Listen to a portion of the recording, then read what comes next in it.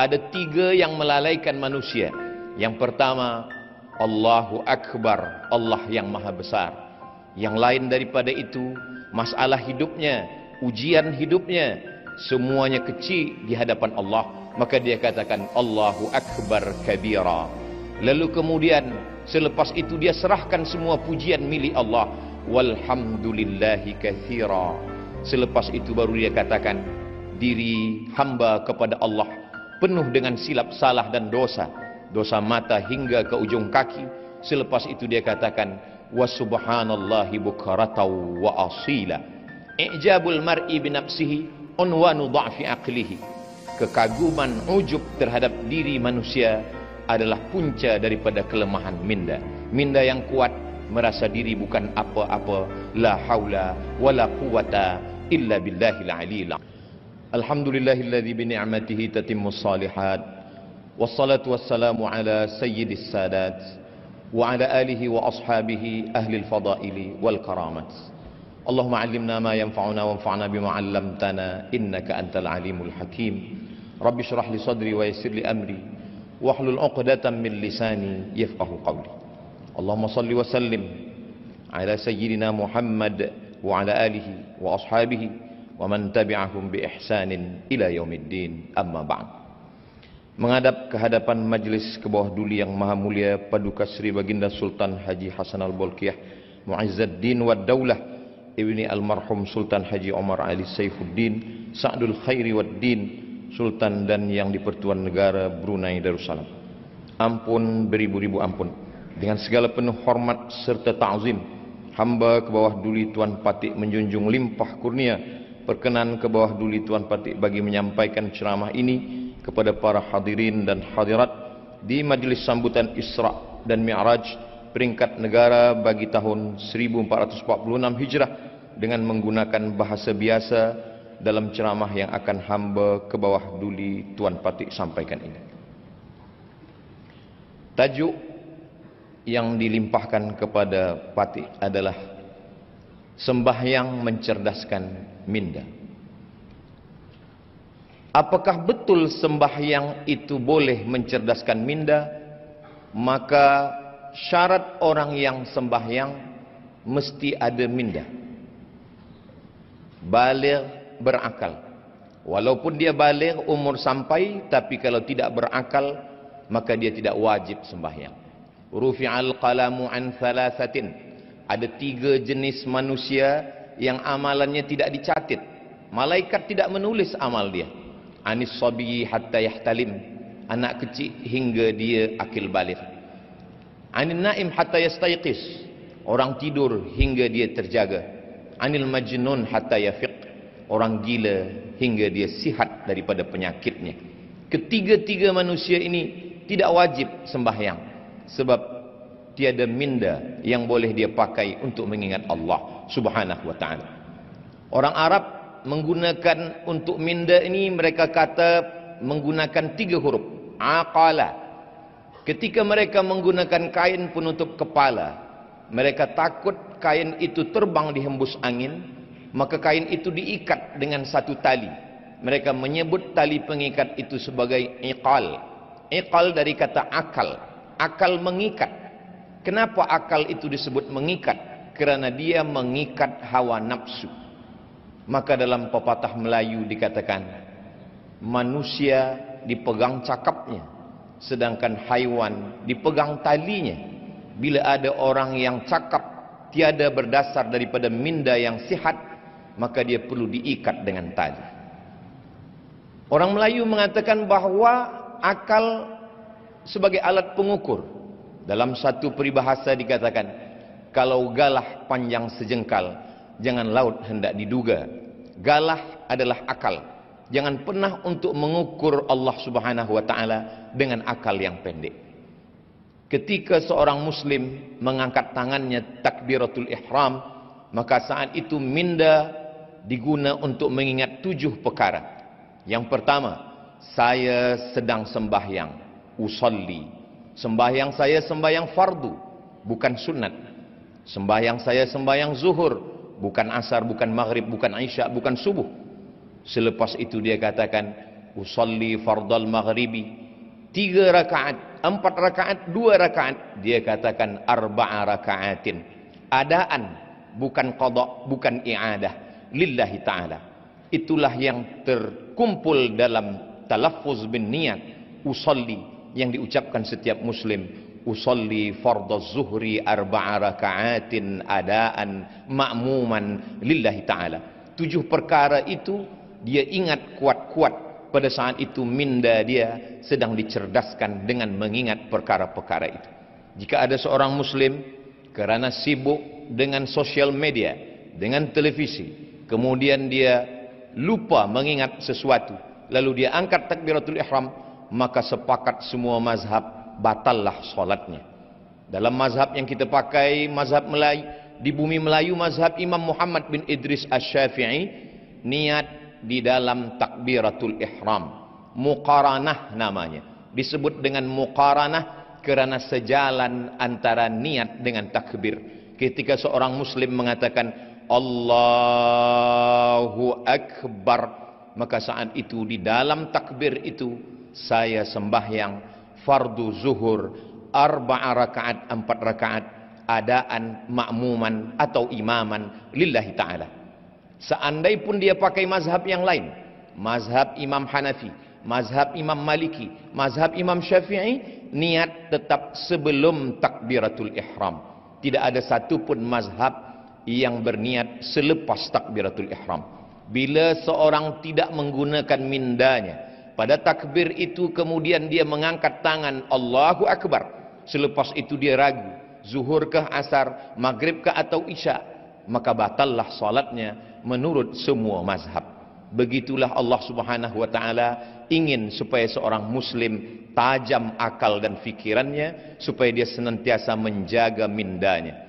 Lalu kemudian setelah itu dia menyerahkan semua perkara kepada Allah Subhanahu wa taala. Ada 3 yang melalaikan manusia. Yang pertama, Allahu Akbar, Allah yang maha besar. Yang lain daripada itu, masalah hidupnya, ujian hidupnya, semuanya kecil di hadapan Allah. Maka dia katakan Allahu Akbar kabira. Lalu kemudian selepas itu dia serahkan semua pujian milik Allah, walhamdulillahi katsira. Selepas itu baru dia katakan diri hamba kepada Allah penuh dengan silap salah dan dosa, dosa mata hingga ke ujung kaki. Selepas itu dia katakan wa subhanallahi bukratan wa asila. I'jabul mar'i bi nafsihi unwanu dha'fi aqlihi. Kekaguman, ujub terhadap diri manusia adalah punca daripada kelemahan minda. Minda yang kuat merasa diri bukan apa-apa, la haula wala quwata illa billahil aliyil azim. Ada 3 kerja minda. Yang pertama mengingat, yang kedua berfikir, yang ketiga sadar, kesadaran, awareness. Sekarang banyak orang yang tidak sadar apa yang dia katakan, apa yang dia ucapkan, apa yang dia perbuat. Maka ketika salat, orang sedang menjaga kesadarannya. Muslim mengatakan sadar itu adalah khusyuk. Wa khasha'atil aswatu lirrahman. Suara-suara semua bersimpuh sujud kepada Allah Subhanahu wa ta'ala. Ketika orang sedang salat, maka dia menggunakan minda untuk mengingat apa yang dia katakan, apa yang dia baca. Syekh Ali Jum'ah mengatakan untuk membantu kekhusyuan, maka nafas mesti diatur. Dalam takbiratul ihram 1 nafas, Allahu Akbar. Dalam iftitah, muslim boleh membaginya ke dalam 4 nafas. Allahu Akbar kabiran walhamdulillahi katsiran wa subhanallahi bukratan wa asila. Wajjahtu wajhiya lilladzi fataras samawati wal arda hanifan musliman wa ma ana minal musyrikin. Inna salati wa nusuki wa mahyaya wa mamati lillahi rabbil alamin. La syarika lahu wa bidzalika umirtu wa ana minal muslimin. Apakah Nabi Muhammad SAW itu kalau salat mulutnya bergerak atau diam sahaja? Tabi'in tidak pernah melihat Nabi. Maka tabi'in yang tidak pernah berjumpa melihat Nabi bertanya kepada sahabat Nabi. Sahabat itu bernama Khabbab ibnul Arth. Ya Khabbab, wahai Khabbab, apakah Nabi itu kalau sembahyang mulutnya bergerak? Kata Khabbab, ya, Nabi itu kalau sembahyang mulutnya bergerak. Maknanya dia membaca, bukan diam. Kalau mulut Nabi bergerak, dari mana engkau boleh mengetahui mulut Nabi itu bergerak? Khabbab menjawab, saya tahu mulut Nabi bergerak karena saya melihat bittirabi lihyatih, kerana janggut Nabi bergerak.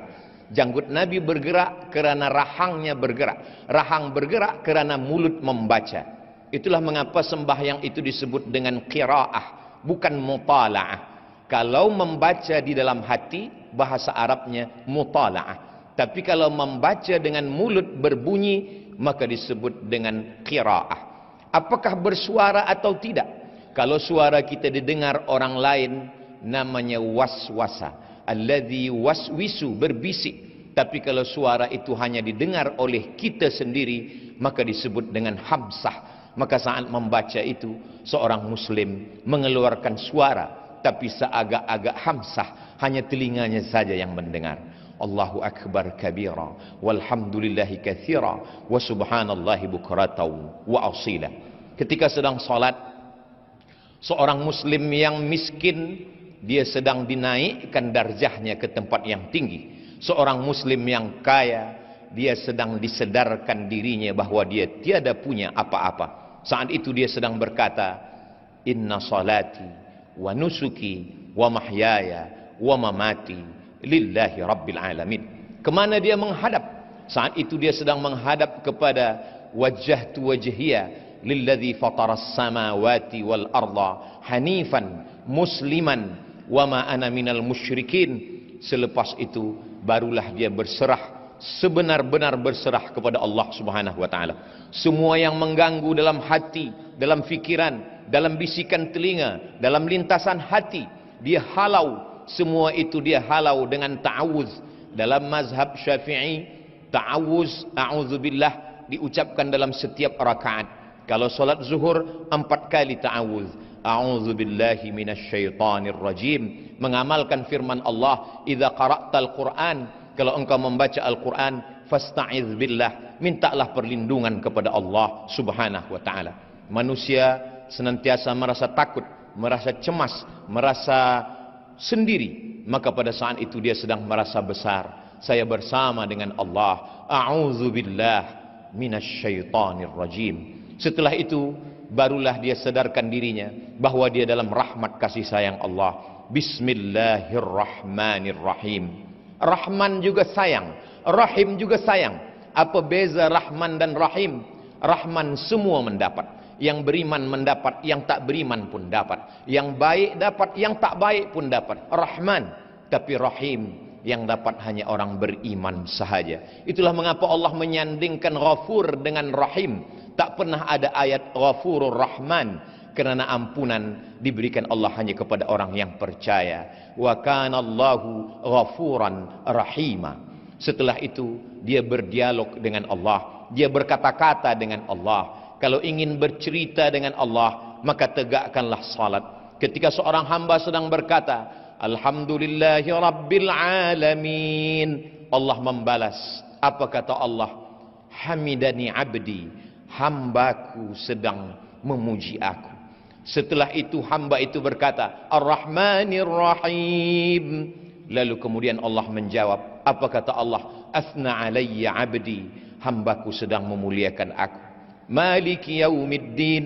Apa kata Allah? Majjadani abdi, hambaku sedang mengagungkan aku. Kemudian hamba itu berkata, Iyyaka na'budu wa iyyaka nasta'in. Apa jawab Allah? Sa'alani abdi, hambaku sedang meminta kepadaku. Ihdinas siratal mustaqim. Apa jawab Allah? Wali abdi ma sa'al, hambaku mendapatkan apapun yang dia mintakan. Sesungguhnya ketika orang sedang melaksanakan salat, mindanya, akalnya, fikirannya sedang fokus, sedang khusyuk, dia sedang bersama dengan Allah Subhanahu wa taala. Ujian hidup menyebabkan manusia sakit secara mental, maka perlu kesehatan mental. Maka pada saat itu dia pilihkan ayat yang membuat dia merasa diperhatikan Allah Subhanahu wa taala. Beban hidup seorang hamba menjalani segala kesusahan, kepahitan hidup. Maka pada saat itu apa ayat yang dia baca? Alam nashrah laka sadrak. Bukankah belum kulapangkan dadamu, kata Allah. Alam nashrah laka sadrak wa wada'na 'anka wizrak. Lalu kemudian aku angkat semua kesulitan, kepayahan yang engkau jalani dalam hidup. Lalu kemudian alladzi anqadha dhahrak, semua yang membebani pundakmu. Wa rafa'na laka dzikrak, kami akan mengangkat namamu, kami akan membuat engkau selalu dikenang sepanjang zaman. Kalaupun ada kepayahan, kesusahan, kesulitan hidup, maka sesungguhnya dua kali Allah mengulang, fa inna ma'al usri yusra, inna ma'al usri yusra. Di dalam kepayahan itu ada kemudahan, di dalam kesusahan itu ada kebahagiaan. Fa idza faraghta fansab, kalau engkau selesai dari satu ibadah, jangan lupa, jangan lalai, fansab, pindahlah ke ibadah yang lain. Wa ila rabbika farghab, jangan lupa selalu berharap kepada Allah Subhanahu wa ta'ala. Setelah itu dia pun salah, diambil dari kata salah. Salah maknanya tulang belakang yang membengkok dan membungkuk. Salah maknanya membengkokkan tulang belakang menghadap Allah. Saat itu seorang hamba membungkuk kepada Allah dan dia berkata, Subhana rabbiyal azimi wa bihamdih. Selepas itu dia angkat kepalanya dan berkata, Sami'allahu liman hamidah. Selepas tulang belakang itu lurus kembali, lalu dia ucapkan dalam mazhab Syafi'i, Rabbana lakal hamdu mil'us samawati wa mil'ul ardi wa mil'u ma syi'ta min syai'im ba'du.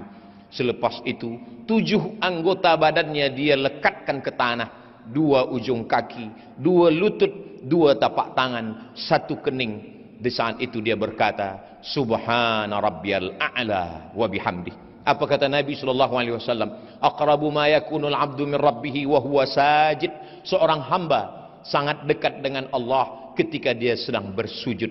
Disitulah letak keadilan Allah. Seandainya Nabi mengatakan orang paling dekat dengan Allah ketika dia di Makkah, menangislah orang miskin. Bagaimana dia boleh sampai ke Baitullah? Seandainya Nabi mengatakan orang paling dekat dengan Allah ketika dia sedang di padang Arafah, betapa orang susah tak mendapatkan kemuliaan itu. Tapi betapa adilnya Allah. Apa kata Nabi? Aqrabu ma yakunul abdu min rabbihi wa huwa sajid. Orang paling dekat dengan Allah ketika dia sedang bersujud. Yang miskin dan yang kaya, rakyat jelata, siapapun jua, boleh menempelkan keningnya ke lantai dan berbisik. Kalau makhluk di bumi tak ada lagi tempat mengadu, kawan sudah menjadi lawan, sahabat menikam dari belakang, menggunting dalam lipatan, menjegal kawan seiring, maka saat itu berbisiklah ke tanah, maka malaikat di langit akan mengabulkan segala doa-doa. Subhana rabbiyal a'la wa bihamdih. Di saat duduk di antara 2 sujud, itulah doa yang paling panjang. Walaupun duduk antara 2 sujud itu paling pendek dalam sembahyang, tapi sesungguhnya seorang mukmin doa yang paling panjang, 8 permohonannya kepada Allah. Rabbighfirli warhamni wajburni warfa'ni warzuqni wahdini wa'afini wa'fu anni. Itulah doa yang paling panjang. Dalam tegak, dalam ruku', dalam sujud, tak ada permohonan sampai 8 permohonan itu duduk di antara 2 sujud. Tapi banyak orang tiada menggunakan minda untuk mengingat apa yang dia minta kepada Allah Subhanahu wa ta'ala. Selepas itu di sujud terakhir dia berkata, meminta kepada Allah. Kalau dia boleh menggunakan bahasa Arab, dia mengadu kepada Allah. Kalau dia tanpa guna bahasa Arab, dengan guna bahasa apapun Allah Maha tahu. Wa na'lamu ma tuwaswisu bihi nafsuh, kami tahu apa yang berbisik-bisik di dalam hatimu. Selepas itu, selepas bermunajat, dia lepaskan segala kepayahan, kesulitan, kesusahan hidupnya. Setelah itu dia pun menyaksikan mi'raj.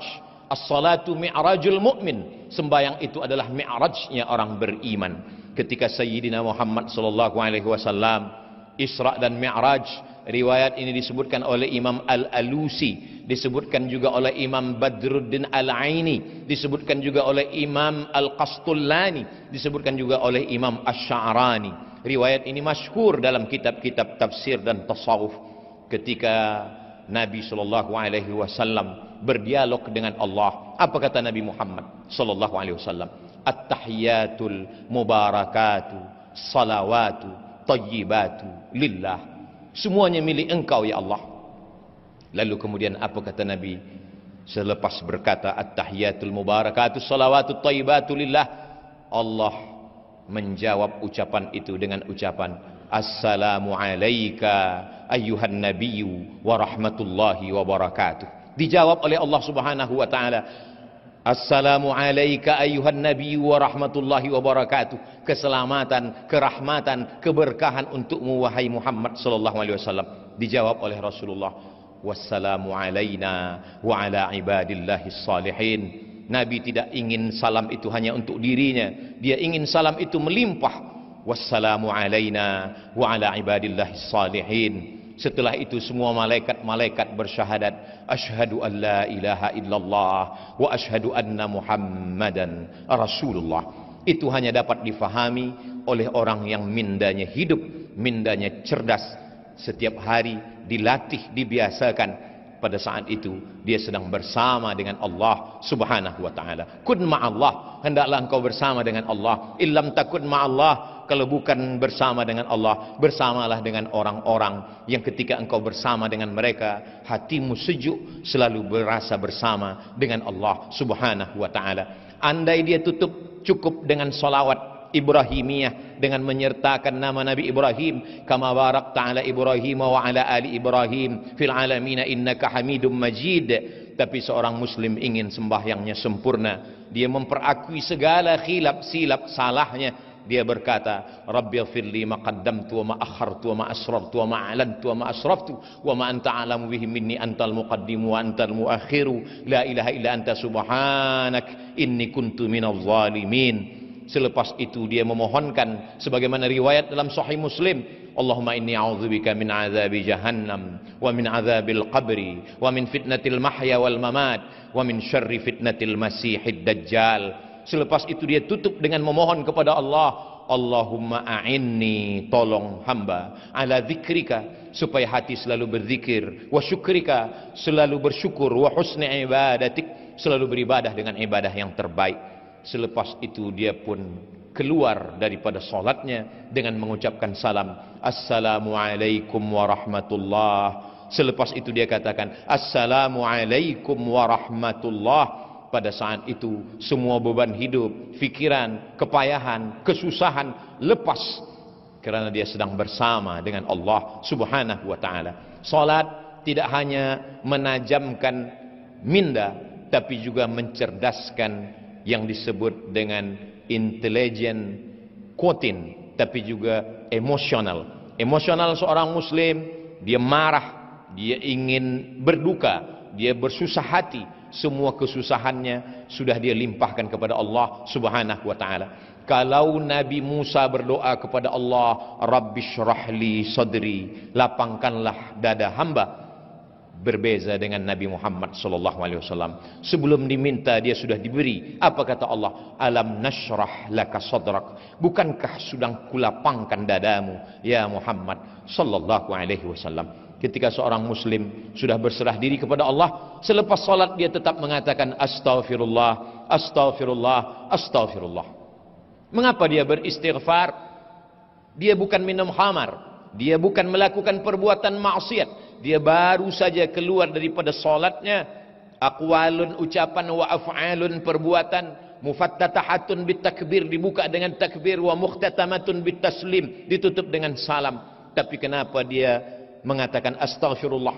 Begitulah seorang muslim, dia sadar dalam salatnya dia lupa, dalam salatnya dia lalai. Orang Melayu mengatakan khusyuk itu macam meniti pematang di tengah sawah. Seorang petani selepas memanen padi, dia pun memikul padinya di atas pematang yang licin, tanah liat di tengah sawah. Kadang terjatuh ke kanan, dia bangkit lagi.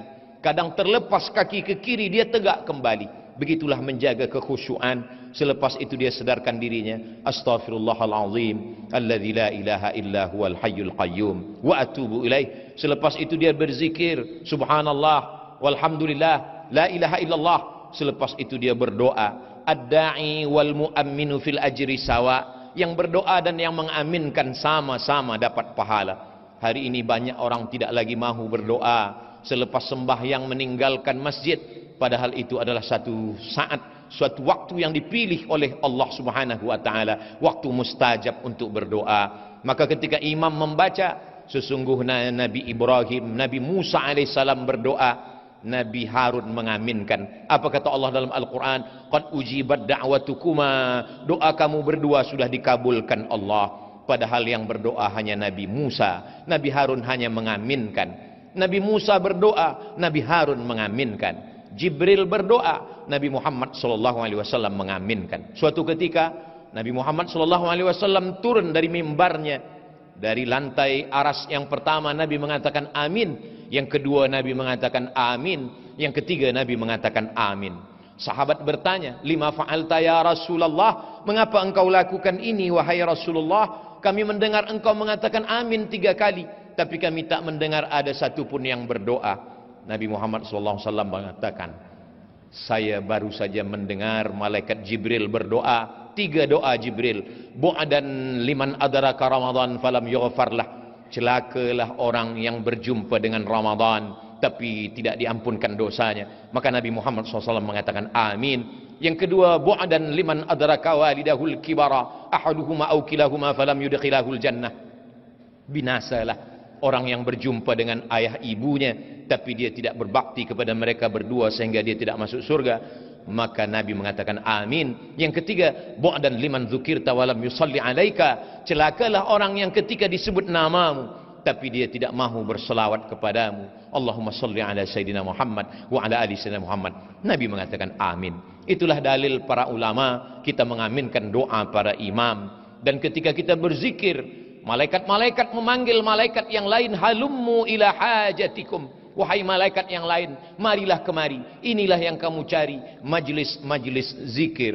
Selepas berzikir dan berdoa, lalu kemudian semua malaikat-malaikat itu berkata, qumu maghfuran lakum, tegaklah berdiri, kamu semua sudah diampunkan Allah Subhanahu wa taala. Keluar dari masjid, semua mengucapkan doa, Allahumma inni as'aluka min fadlik.